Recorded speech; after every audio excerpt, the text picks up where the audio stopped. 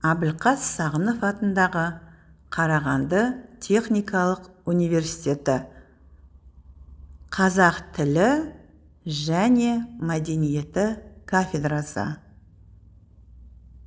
Пән: кәсіби бағытталған қазақ тілі, пайдалы қазбаларды байыту, білім беру бағдарламасына арналған практикалық сабақ. Тақырып: дүниежүзілік тау-кен ісінің даму тарихы, жалғау және оның түрлері. Сабақтың тақырыбы: кәсіби мәтін. Дүниежүзілік тау-кен ісінің даму тарихы. Грамматикалық тақырып: жалғау және оның түрлері. Сабақтың мақсаты: дүниежүзілік тау-кен ісінің даму тарихы туралы ақпараттармен бөлісе отырып, студенттердің сөздік қорын молайту және білімдерін жетілдіру. Студенттердің оқылым, тыңдалым, айтылым, жазылым әрекеттерін іске асырып қолдану. Мамандыққа қатысты білімдерін дамыту, кәсіби тілде ойлау, коммуникациялық қабілеттерін арттыру. Елін, жерін сүюге және табиғатты аялауға, қорғауға тәрбиелей отырып, адамгершілік қасиетін арттыру. Өткен тақырыпқа шолу. Төмендегі сұрақтарға жауап беріңіздер. Инженер сөзі қашан пайда болған? Инженер сөзінің мағынасы қандай? Инженер қандай қызмет атқарады? Инженер мамандығының тарихы қоғам дамуының тарихымен байланысты ма?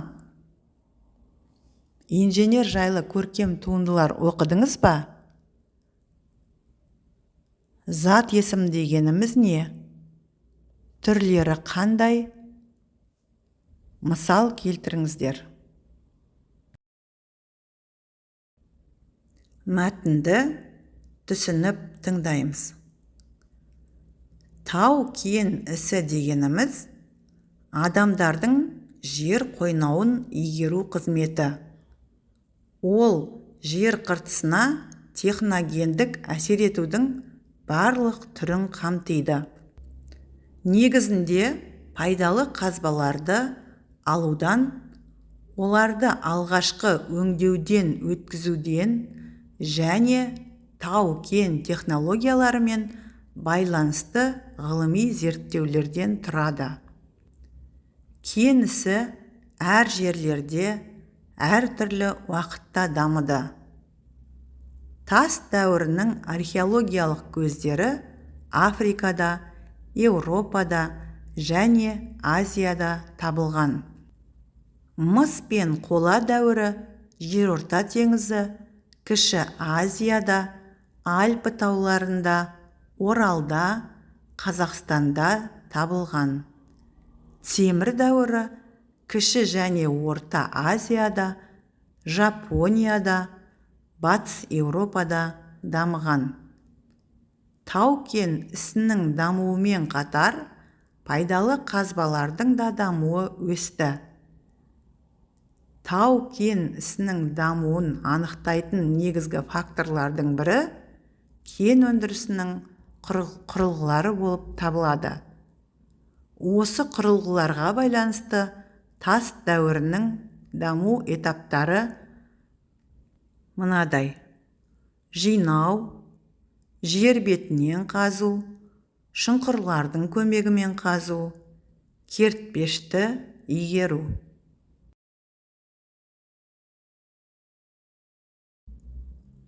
Суретке назар аударамыз.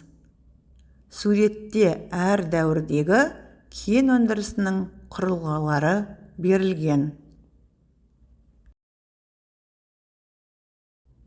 11-ші мәтіннің тақырыбы дүниежүзілік тау-кен ісінің даму тарихы. Адам баласының даму тарихы тау-кен ісімен байланысты. Күрек пен қайла, балға бірінші тау-кен ісінің құралдары осы уақытқа дейін тау-кен жұмыстарында қолданылады. Жердің бетінен барлау жұмыстары жер қыртысына тереңдеген сайын әр жерлерде жаңа технологиялық және техникалық әдістер қолданыла бастады. Тау жыныстарын қопару үшін бірінші атылғыш зат ретінде 14-ші ғасырда Қытайда оқ-дәрі жасалды. Басында оқ-дәріні соғыста қолданды, кейін тау-кен саласында қопару жұмыстарында қолдана бастады. 15-ші ғасырда Европа елдері тау-кен ісінде Ресейде профессор Зимин жасаған динамит деген дәріні қолданды. Оның патентін Нобель сатып алып, 50 жыл бойы Европа елдеріне зауытта жасап сатып отырды. 18-ші ғасырда Америкада тау-кен ісі дами бастады. 19-ші ғасырда Европа елдерінің қол астындағы Африка, Азия және Австралия мемлекеттерінде тау-кен өндірісі дами бастады. Қазіргі заманның талабына сай, жер қойнауындағы пайдалы қазбаларды өндіруде табиғатты қорғау және жер бетін ежелгі қалпына келтіру мәселелері адамзат тіршілігі саласынан орасан зор орын алатындығы белгілі.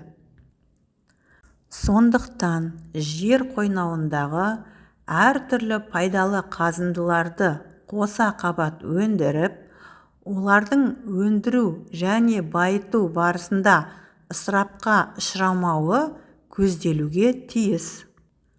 Сонымен қатар, су көздерінің сарқылып қалмауы және олардың әр уақытта таза болуы да табиғат қорғау мәселесінен тиісті орын алулары қажет.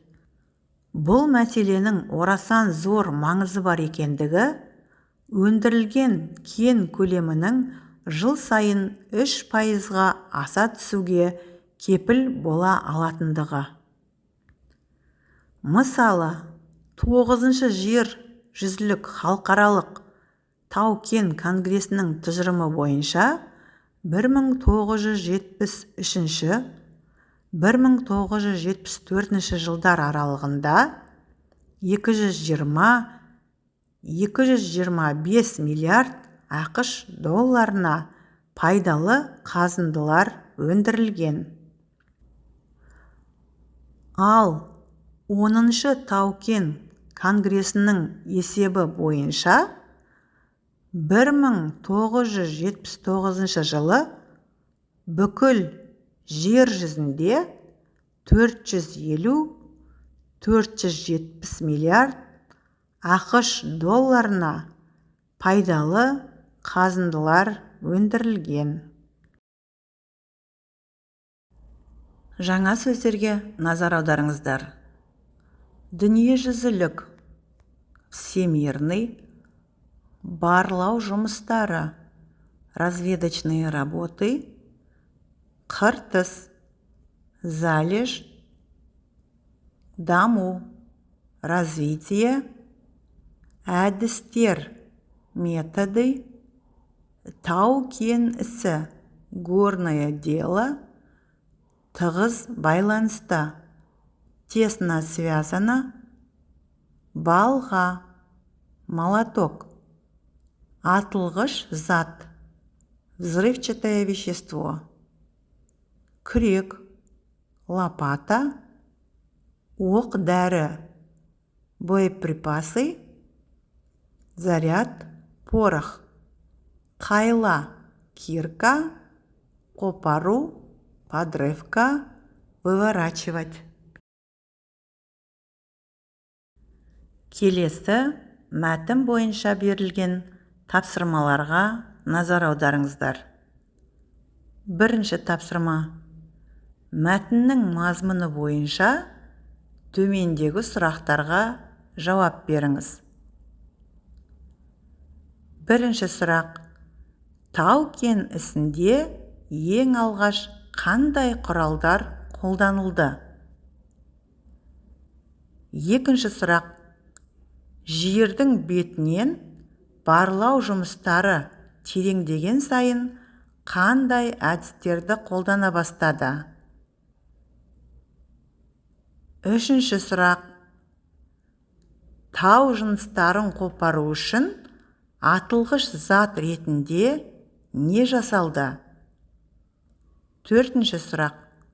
Еуропа елдерінде тау-кен өндірісі қандай кезеңнен дами бастады? Бесінші сұрақ. Пайдалы қазбаларды өндіруде қандай мәселе көзделуде? Алтыншы сұрақ. Жер жүзінде кен өндіру қалай дамыған?